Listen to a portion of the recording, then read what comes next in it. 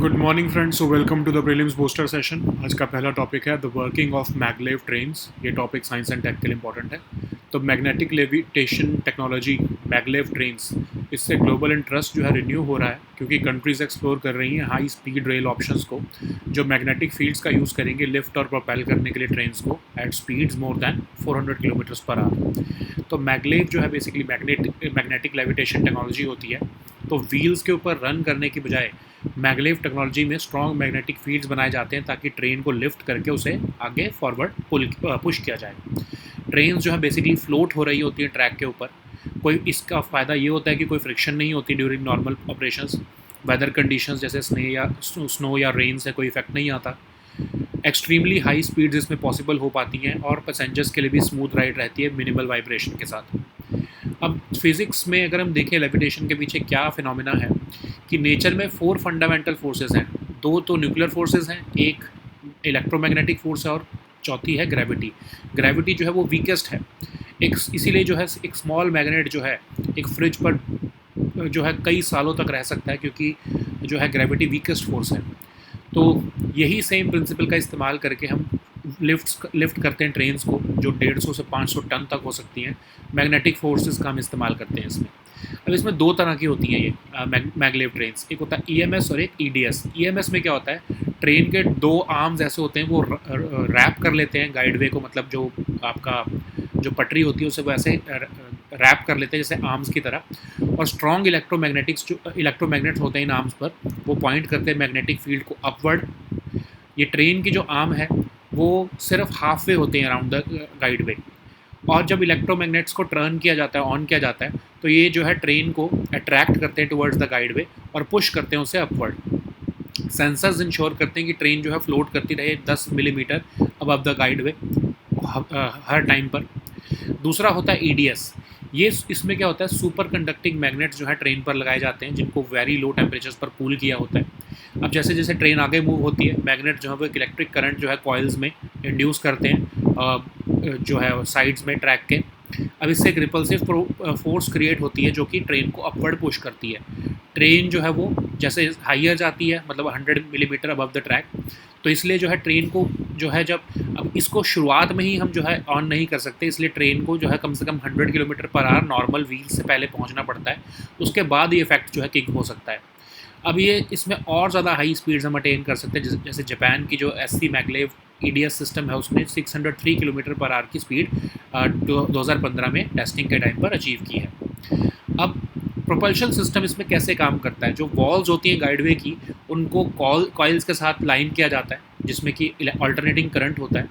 ये करंट जो है एक मैग्नेटिक फील्ड क्रिएट करता है और कॉन्स्टेंटली शिफ्ट करता रहता है पोल्स को नॉर्थ और साउथ में अलॉन्ग द ट्रैक। और मैग्नेट जो है ट्रेन के वो अट्रैक्ट होते हैं ऑपोजिट पोल पर और ट्रेन साइमल्टेनियसली पीछे मतलब आगे भी फॉरवर्ड भी पुश हो रही होती है और पीछे से जो है उसको बैक भी पुश किया जा रहा होता है। तो स्पीड को इंक्रीज़ करने के लिए इंजीनियर्स को सिर्फ फ्रीक्वेंसी ऑफ जो है ऑल्टरनेटिंग करंट को ही एडजस्ट करना पड़ता है। अगर स्लो या स्टॉप करना हो उसे तो करंट डायरेक्शन को रिवर्स करना पड़ता है मैग्नेटिक फील्ड की। अब साइड मैग्नेट्स ये इंश्योर करते हैं कि ट्रेन जो है वो रिपेलिंग या जो रिपेल या अट्रैक्ट हो जैसे जैसे उसकी ज़रूरत है। अब इसके डाउन साइड्स क्या हैं, डेडिकेटेड गाइडवेज जो है वो बनाने पड़ते हैं। नॉर्मल आपके जो स्टेशंस में जो पटरी होती है वो उस पर इसको इस्तेमाल नहीं किया जा सकता। प्रिसीजन इंजीनियरिंग चाहिए होती है इसके लिए, ठीक है। बहुत ही एक्सपेंसिव इंफ्रास्ट्रक्चर है, मतलब शंघाई जो मैगलेव है जो 2004 में बनी है, अगर उसको हम आज के कॉस्ट पे देखें 580 करोड़ से लेकर 720 करोड़ रुपए पर किलोमीटर की कॉस्ट है ये। और इसमें जो भी लोकल टेरेन और ऑनगोइंग ऑपरेशनल कॉस्ट है उसको तो इंक्लूड किया ही नहीं है। फिर इसको इकोनॉमिकली वाइबल बनाकर रखने के लिए बहुत ही हाई और कंसिस्टेंट पैसेंजर डिमांड चाहिए ताकि जस्टिफाई हो सके कॉस्ट। ट्रेन जो है वो 300 किलोमीटर पर आवर की स्पीड पर जो है वो जब से ऊपर जब जाती हैं तो एरोडायनेमिक रेजिस्टेंस होती है, मतलब हवा भी उतनी ही तेज़ी से लगती है तो उससे जो है वो फ्रिक्शन क्रिएट होता है, ठीक है। उसके लिए bird beak shaped front portions चाहिए होते हैं और एडिशनल डिज़ाइन कंसिडरेशंस फिर ओवरऑल कॉस्ट में भी ऐड हो जाती हैं। अब इसके ट्रेन्स के बियॉन्ड भी कुछ एप्लीकेशंस है, जैसे हाई स्पीड टर्बाइंस या कंप्रेसर्स बनाने में। एयरक्राफ्ट कैरियर्स जो है इन टेक्नोलॉजी का इस्तेमाल करते हैं एयरक्राफ्ट को जो है वो एक्सेलरेट करने के लिए रनवेज में। अब ग्लोबली अगर हम देखें शंघाई के मैगलेव या लिनिमो या एससी मैगलेव, ये सब ट्रेन जो है अभी ऑपरेशनल हैं और कई कंट्रीज़ एक्सप्लोर कर रही है मैगलेव को हाई स्पीड इंटरसिटी ट्रैवल के लिए। नेक्स्ट हम टॉपिक देखते हैं right to protest in India. Topic आपके पॉलिटिकल इंपॉर्टेंट है। तो पुलिस जो है उन्होंने सीजेपी और उनके सपोर्टर्स के ऊपर क्रैकडाउन किया है जो पार्लियामेंट में की तरफ को मार्च कर रहे थे। तो इससे राइट टू प्रोटेस्ट जो है वो न्यूज़ में है। अब राइट टू प्रोटेस्ट जो है वो प्रोटेक्टेड है under article 19(1)(a) and B और ये फंडामेंटल राइट टू फ्रीडम है। ये राइट्स लेकिन सब्जेक्ट है रीजनेबल रिस्ट्रिक्शंस से, जैसे सोवरेनिटी और integrity of India, security of state, friendly relations, public order, contempt of court. इसमें जो है ये रीजनेबल रिस्ट्रिक्शंस आ जाती हैं राइट टू प्रोटेस्ट में। अब प्रोटेस्ट को रेगुलेट कैसे किया जाता है? अब डेजिग्नेटेड स्पेसिफिक स्पॉट्स होते हैं प्रोटेस्ट के लिए, पुलिस परमिशन ज़रूरी होती है और प्रोहिबिटरी ऑर्डर्स जो है फॉलो करने पड़ते हैं सेक्शन 163 ऑफ BNS के अंडर।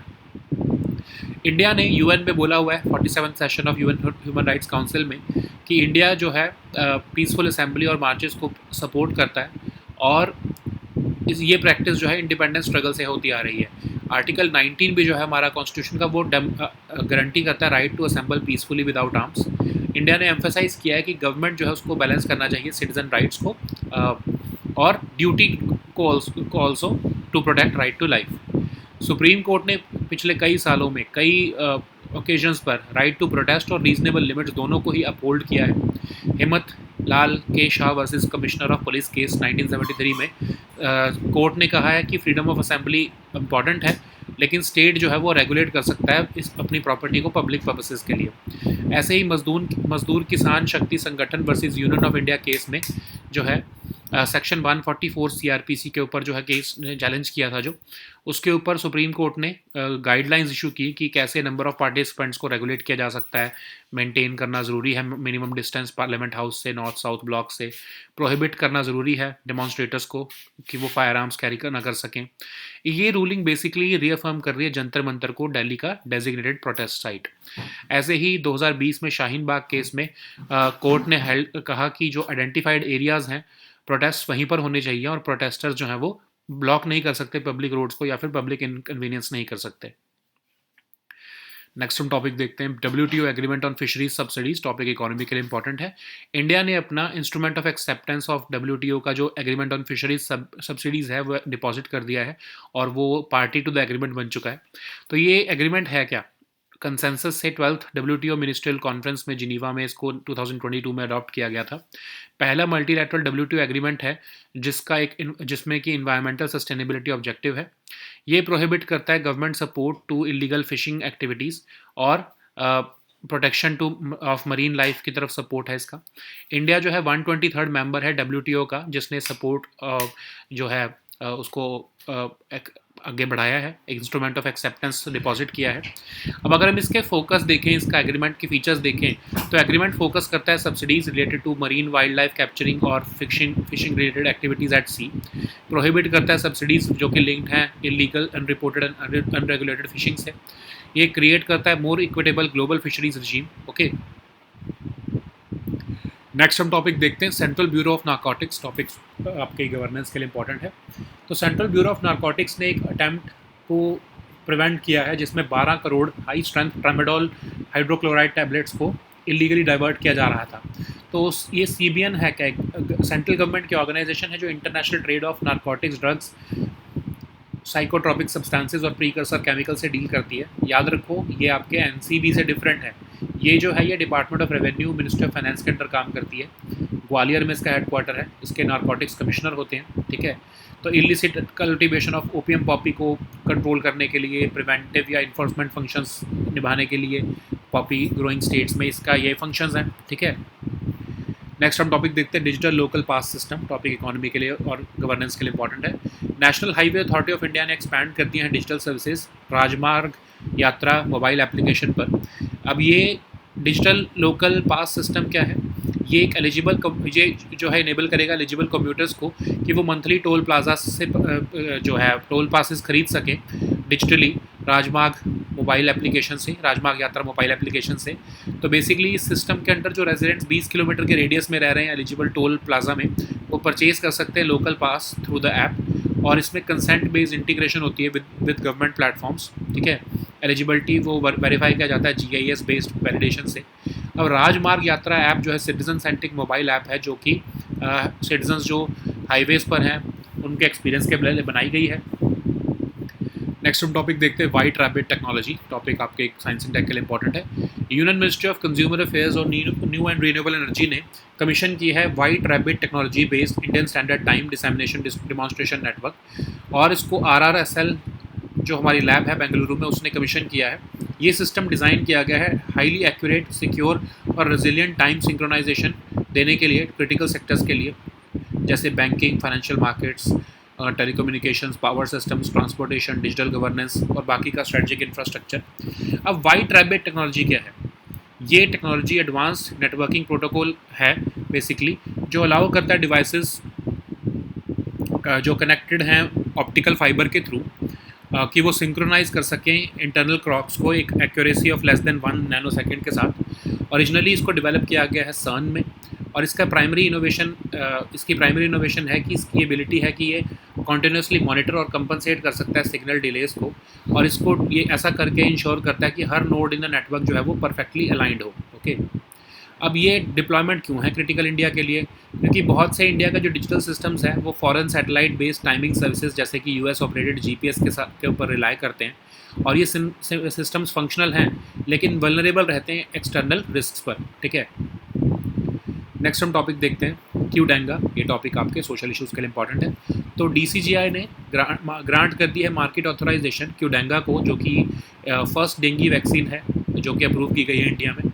ये डेंगी वैक्सीन जो है डेवलप की गई है जापानीज़ फार्मास्यूटिकल कंपनी टाकीडा द्वारा। ये पहली डेंगी वैक्सीन है जो कि अप्रूव की गई है इंडिया में। Individuals 4 to 60 years of age उनके लिए अप्रूव की गई है। लाइव अटेन्यूएटेड टेट्रावेलेंट वैक्सीन है। 2 डोज का इसमें रेजिमेंट है, जिसमें कि 3 मंथ्स के बाद जो है दूसरी डोज दी जाएगी, और इसको एडमिनिस्टर किया जा सकता है इस वैक्सीन को इवन उन 2 लोगों को भी जिनको पहले कभी डेंगी नहीं हुआ है। और ये वैक्सीन जो है इसको अप्रूव किया गया है मोर देन 40 कंट्रीज़ के लिए में ऑलरेडी।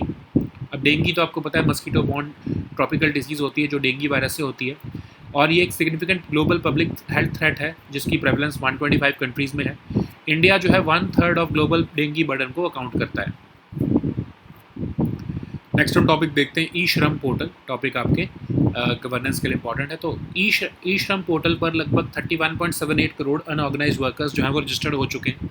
अब ई श्रम पोर्टल जो है ministry of labour and employment ने 2021 में लॉन्च किया था अनऑर्गेनाइज वर्कफोर्स को एम्पावर करने के लिए। ये पहला नेशनल डेटाबेस है अनऑर्गेनाइज वर्कर्स का। एक सेंट्रलाइज डेटाबेस बनाया गया है ताकि उनको सोशल सिक्योरिटी स्कीम्स के बेनिफिट्स मिल सकें, फैसिलिटेट हो सके जॉब मैचिंग और skill development opportunities, financial inclusion promote हो सके। 16 से 59 ईयर्स ऑफ एज के जो अनऑर्गेनाइज वर्कर्स हैं वो इस पर रजिस्टर हो सकते हैं। उनके पास आधार कार्ड, मोबाइल नंबर और एक बैंक अकाउंट होना चाहिए। ठीक है, so now let us see all these topics in English. So the first topic is the working of maglev trains. This topic is important for your science and tech section. So magnetic levitation technology has drawn renewed global interest because countries are exploring high-speed rail operations by using magnetic fields to lift and propel trains. So maglev is basically trains which are using strong magnetic fields to lift the train to move, and basically the trains float on the track. So there, because the train floats on track instead of running on wheels, there is no rolling friction during normal operations. They are not affected by weather conditions. They can attain extremely high speeds, and there is also smooth ride for passengers. So out of all the fundamental forces that nature has, gravity is the weakest by far. Therefore, a small magnet can stick to a fridge for a very long time despite the entire gravitational pull of the earth. So this same principle enables the lifting of trains weighing 150 to 500 tons using magnetic forces. So there are two types of maglev trains, EMS and EDS. Under EMS, the train has two arms which wrap around the guideway. Strong electromagnets on these arms point magnetic field upwards. The train's arm wrap only halfway around the guideway, and these trains then when the electromagnets are turned on, they attract the train towards the guideway, pushing it upward. Sensors ensure that the train floats at least about 10 mm above the guideway at all times. Under the EDS technology, superconducting magnets on the train are cooled to very low temperatures, and then these magnets induce an electric current in coils built into the sides of the tracks. This creates a repulsive force which pushes the train up. the train hovers at around 100 above the track. But the problem here is that the train needs to be pulled at least at a 100 km/h per hour speed using the wheels, the traditional system, before this effect can come into place. Okay. So how the maglev trains move forward? The walls of the guideways are lined with coils carrying an alternating current. The current creates a magnetic field which constantly shifts the poles along the track.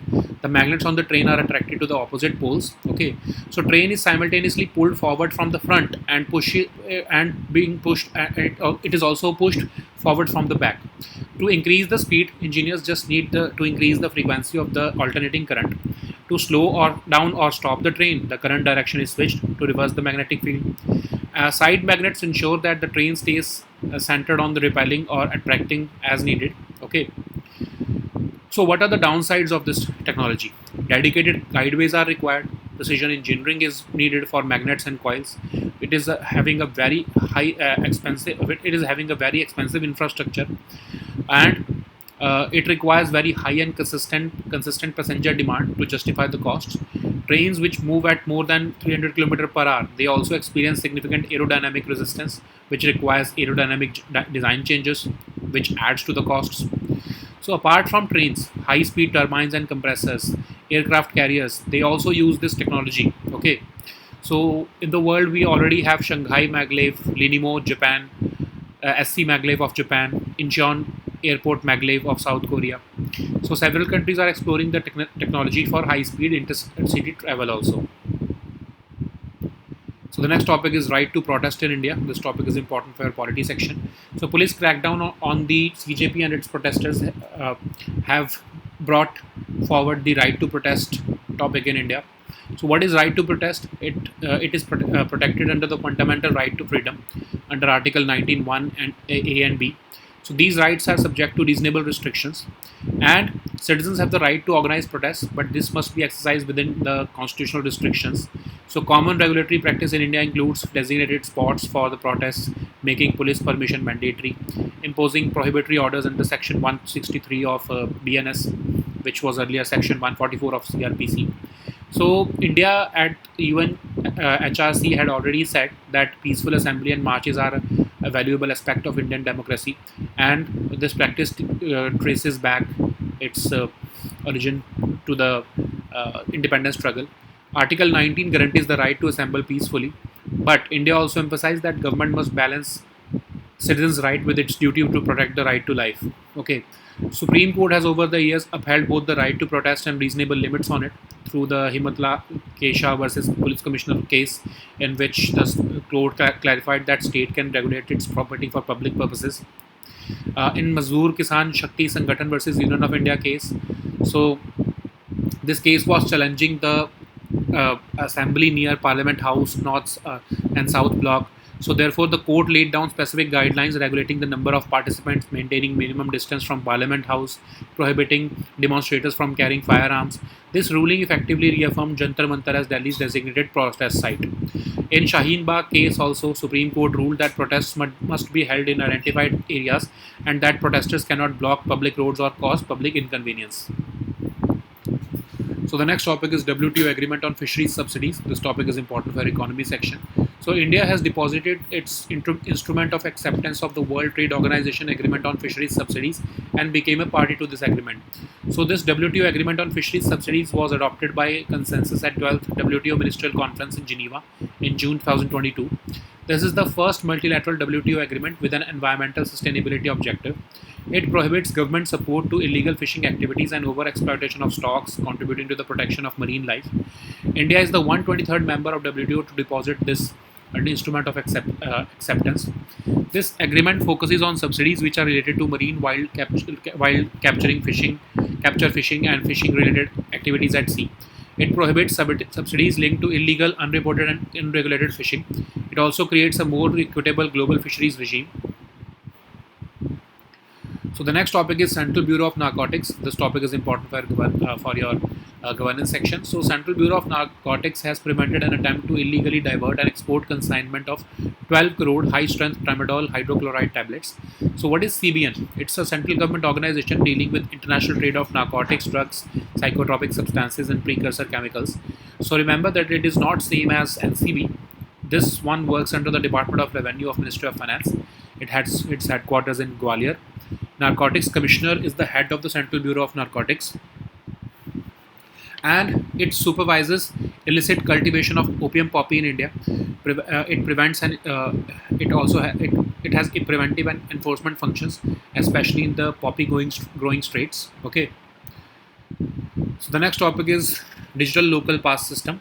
This topic is important for your economy section and governance section. So National Highways Authority of India has expanded the digital services available on Rajya Marg Yatra mobile application by introducing a digital local pass system. So it enables eligible commuters to purchase monthly toll passes digitally through the Rajmarg Yatra mobile application. So under the new system, residents living within a 20-kilometer radius of an eligible toll plaza can purchase a local pass through the app. It uses consent-based integration with government platforms, and the eligibility is also verified using GIS-based validation. Rajmarg Yatra app is a citizen-centric mobile app developed for smoother and better experience of citizens on highways. So the next topic is White Rabbit technology. This topic is important for your science and tech section. The Union Minister for Consumer Affairs and New and Renewable Energy has recently commissioned the White Rabbit technology-based Indian Standard Time Dissemination Demonstration Network. And this system is designed to deliver highly accurate, secure and resilient time synchronization for critical sectors like banking, financial markets, telecommunications, power systems, transportation, digital governance and other strategic infrastructure. So what is White Rabbit technology? It's an advanced networking protocol which allows devices connected via optical fiber to synchronize their internal clocks with an accuracy of less than 1 nanosecond. It was originally developed at CERN. Its primary innovation is its ability to continuously monitor and compensate for signal delays, and it ensures that every node in a network remains perfectly aligned. So currently, many of India's digital systems rely on foreign satellite-based timing services. Therefore, they are vulnerable to external risks. Okay. So the next topic is Qdenga. This topic is important for your social issues. So DCGI has granted market authorization to Qdenga, which is the first dengue vaccine to be approved in the country. So it's a dengue vaccine developed by Japanese pharmaceutical company Takeda, and it has been approved for the prevention of dengue in individuals aged 4 to 60. So it's a live attenuated tetravalent vaccine, and it has a 2-dose regimen which has with doses given 3 months apart. So the vaccine can be administered irrespective of whether an individual has had a previous dengue infection or not. Vaccine is already approved in more than 40 countries. So dengue, you know that it is a mosquito-borne tropical disease caused by the dengue virus. It possesses a significant global public health threat with prevalence in over 125 countries. India accounts for nearly 1/3 of the global dengue burden. So the next topic is eShram portal. This topic is important for your governance section. India's eShram portal has registered more than 31.78 crore unorganized workers. It was launched by Ministry of Labour and Employment in 2021 to support them and empower the unorganized workers. So this is the first ever national database of unorganized workers. So the objective is to centralize the database of these workers, give them access to social security schemes, facilitate job matching and skill development opportunities, promote financial inclusion. And who are eligible for registering on this portal? Any unorganized worker aged between 16 to 59 years. They must possess an Aadhaar card, valid mobile number linked to Aadhaar, and a bank account. So these were our topics for today. We'll meet next time with new topics. Until then, goodbye and take care.